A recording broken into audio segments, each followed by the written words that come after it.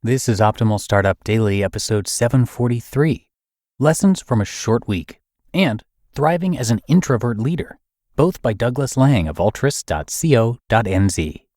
And I'm Dan, I am your host and narrator, and this is where I read to you from some of the very best blogs on entrepreneurship. Today, I am going to share two posts with you. They're a little bit shorter, so we can squeeze two in. So let's get right to them now and start optimizing your life. Lessons from a Short Week by Douglas Lang of altris.co.nz. As we all know, according to Parkinson's law, work expands to fit the time available for its completion. In New Zealand, we've recently had a couple of short working weeks back to back, and fitting 2 weeks' work into a reduced number of days has reminded me of the truth behind this law. I always find that when I'm about to have some time off, even a few days, I gain extra focus and energy to get a whole lot of things sorted or moved on.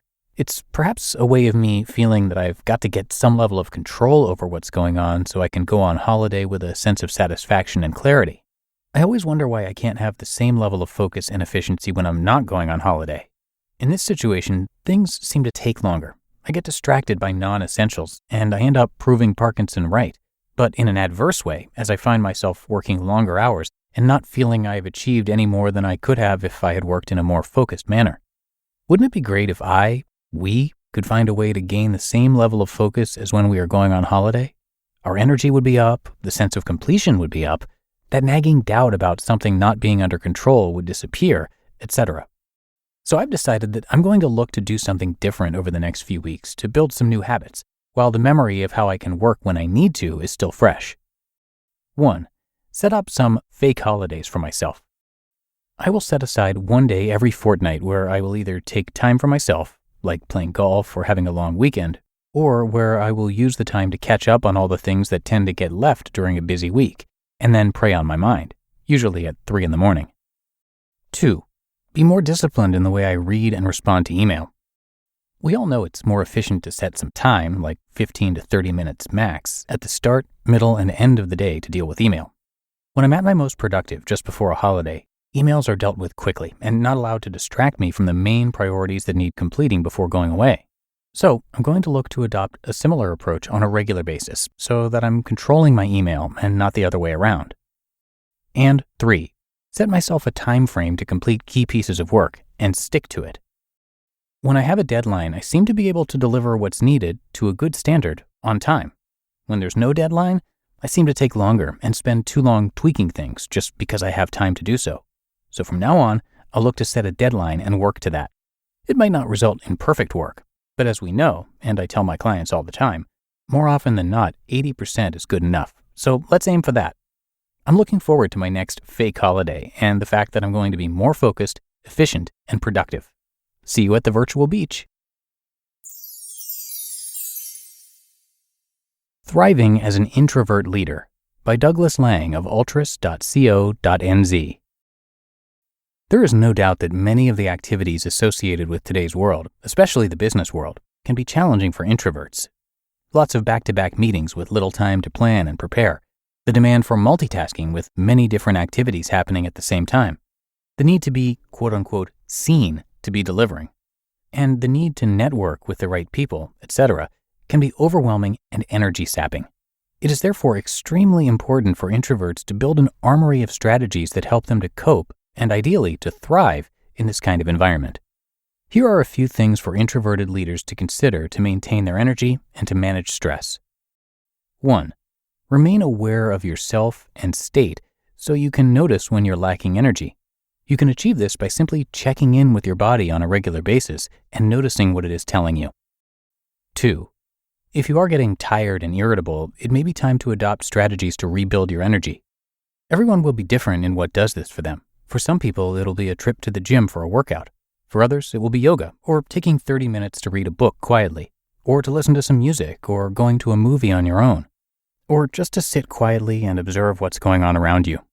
It's likely to involve some time either alone or with 1 or 2 other people rather than an activity involving lots of people.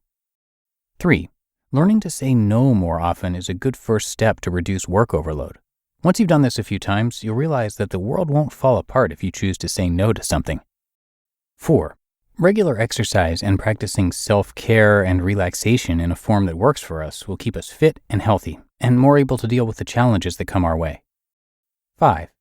Consider the use of some form of meditation or mindfulness technique to keep yourself grounded and in touch with reality. Given a natural ability to reflect and to be comfortable with quiet, these types of stress management techniques work well for introverts. 6. Ask for help from those around you. As introverts, we can have a bit of a perfectionistic streak, which means that we often feel that we need to do everything, otherwise it won't be done properly. The reality is that you can't do everything, so be more open to asking for help from peers and delegate appropriately to other members of your team. And 7. Remember the 80% rule. Most of the time, an 80% solution is appropriate. If it really needs more than that, don't be afraid to take it to 80% yourself and then hand it off to someone else to do the final 20%. Accepting that we can be challenged by many of the activities associated with business is a vital first step in building resilience as an introvert. The key is then to give ourselves permission to notice when the challenges arise and to have strategies available to deal with them. In that way, we can embrace the natural capabilities that introversion gives us while doing what we need to do to keep ourselves fit and healthy and best able to use these. You just listened to the posts titled Lessons from a Short Week and Thriving as an Introvert Leader, both by Douglas Lang of Altris.co.nz. And thanks to Douglas for letting us share his post today. Altris is all about releasing potential. They deliver coaching-based programs for organizations, teams, and leaders. And while they have a range of specialized leadership development and executive coaching solutions, they believe that each leader, team, and organization is unique, and so the solutions they deliver must be distinctive. They have a ton of resources on their site, from their blog to executive coaching, recruitment support, leadership and team development, and more. So come by altris.co.nz for a lot more. And Altris, by the way, is spelled Altris. And that is going to do it for today's episode. Hope you enjoyed the 2 posts from Douglas, and I will be right back here with you tomorrow, where your optimal life awaits.